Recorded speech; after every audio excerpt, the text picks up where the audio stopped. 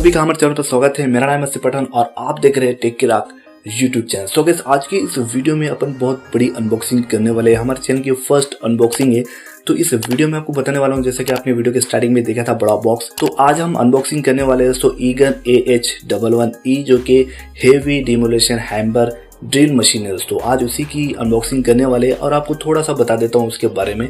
तो वो है दोस्तों 1500 वॉट की, और उसका टोटल वेट की बात की जाए तो 11 kg उसका टोटल वेट है।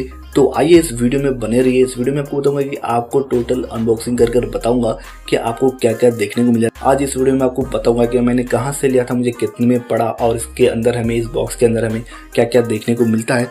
सब कुछ आपको इस वीडियो में देखने को मिलने वाला है। और आपको बता दूं दोस्तों, ये जो मशीन की हम अनबॉक्सिंग करने वाले ड्रिल मशीन की, ये इसका वीडियो यूट्यूब पर नहीं था दोस्तों, इसलिए इस वीडियो को बनाया जा रहा है कि आपको, अगर आप खरीदना चाहते हैं तो आपको खरीदने में बहुत आसानी हो। आप इस वीडियो को देखकर आप उसको आराम से बाई कर सकते